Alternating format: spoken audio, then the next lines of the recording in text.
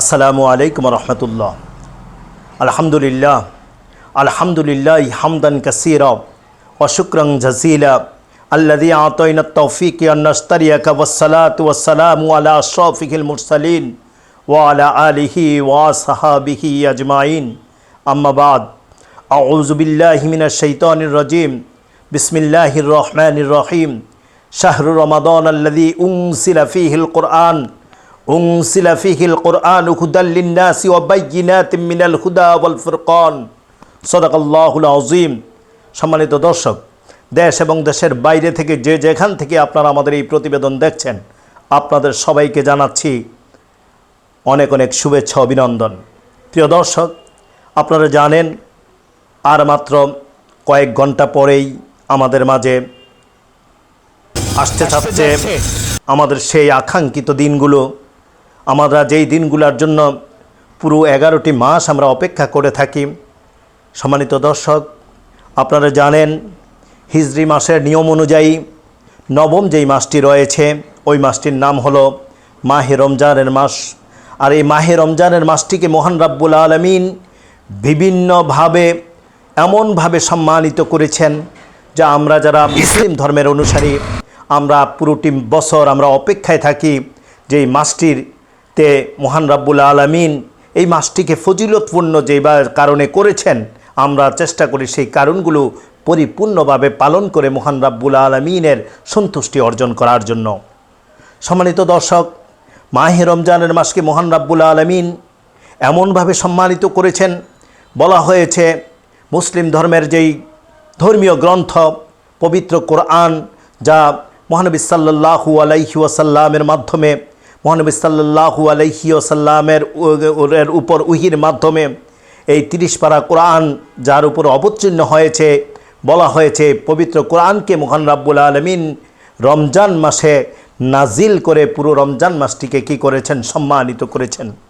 সম্মানিত দর্শক, আমরা জানি এই রমজান মাসটি যদি আমরা পরিপূর্ণভাবে হাদিসের মধ্যে এসেছে, রাসূল আকরাম সাল্লাল্লাহু আলাইহি ওয়াসাল্লামের ইরশাদ করেছেন, যেই ব্যক্তি ঈমানের সাথে বিশ্বাসের সাথে যেভাবে রাসূল কি করেছেন রোজা রেখেছেন, যেভাবে সাহাবীরা রোজা রেখেছেন তাদের দেখানো পথে তাদের দেখানো মতে যদি আমরা কি করি পুরো 30টি রোজা, অর্থাৎ যতটি রোজা 30টি অথবা 29টি যতটি রোজা রমজান মাসে আমাদেরকে পালন করার জন্য নির্দেশনা দেওয়া হয়েছে, আমরা যদি প্রতিটি রোজা পালন করি এবং দিনে রাতের বেলা যদি আমরা কিয়াম করি, অর্থাৎ রমজান মাসের যে দিক নির্দেশনা রয়েছে ইসলামী শরীয়তের বিধিবিধান অনুযায়ী সেই অনুযায়ী যদি আমরা পালন করি, তাহলে একটি শিশু বাচ্চা যেভাবে পৃথিবীতে আসলে তার আমল নামায় যেমনভাবে কোনো গুনাহ থাকে না, তার আমল নামায় যেমনিভাবে কোনো পাপ থাকে না, ঠিক তেমনিভাবে আমরাও সেভাবে কি হয়ে যেতে পারবো?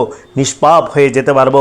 সম্মানিত দর্শক, এই জন্য রমজান এমন একটি মাস, দিন নয়, রাত নয়, সকাল নয়, বিকাল নয়, দুপুর নয়, সকাল থেকে সন্ধ্যা, সন্ধ্যা থেকে সকাল আমরা চেষ্টা করি পরিপূর্ণভাবে এমনভাবে দিনটিকে অতিবাহিত করার জন্য আমার চলাফেরা ওঠা বসায় যেন এমন কোনো কিছু না হয় যা দ্বারা আমি পাপের মধ্যে কি হয়ে যাব? সম্পৃক্ততা আমার হয়ে যাবে। এমন কিছু যেন আমার সকাল থেকে সন্ধ্যা পর্যন্ত হয় যেই কাজগুলো দ্বারা আমি যেন কি করতে পারি? মহান রাব্বুল আলামিনের সান্নিধ্য লাভ করতে পারি। এই জন্য আমরা কি করি? এই ত্যাগের মাস, এই রমজানের মাস, সম্মানিত দর্শক, আমরা চেষ্টা করি সেই রোজাগুলো পরিপূর্ণভাবে কি করার জন্য? পালন করার জন্য।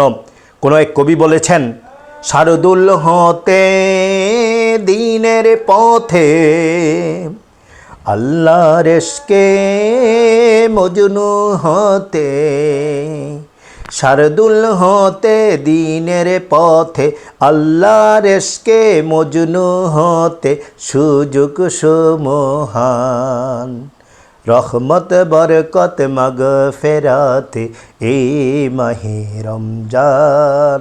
সম্মানিত দর্শক, কবিতার ভাষায় বলেছেন যে মহান রাব্বুল আলামিনের ভালোবাসা পাওয়ার। সুপ্রিয় দর্শক, পবিত্র মাহে রমজান উপলক্ষে আমাদের এই চ্যানেলে থাকবে বিভিন্ন ধরনের ধর্ম বিষয়ক, অর্থাৎ পবিত্র মাহে রমজানের মাসলা মাসাইলের উপর, কোরআন হাদিসের গুরুত্বপূর্ণ বিষয়গুলোর উপর আমাদের থাকবে বিশেষ প্রতিবেদন। আশা করি আপনারা আমাদের চ্যানেলেরই থাকবেন এবং আমরা চেষ্টা করব যেভাবে আমি আপনি রোজাগুলো পালন করলে আমাদের রোজাগুলো পরিপূর্ণভাবে শুদ্ধ হবে, সেভাবে যেন আমরা আলোচনা করতে পারি, আলোচনা শুনতে পারি, বা আলোচনা যারা করবেন সেভাবে যেন করতে পারে, সেই সুযোগ যেন মহান রাব্বুল আলামিন আমাদের সকলকে দান করেন। এই জন্য সবাই দোয়া করবেন।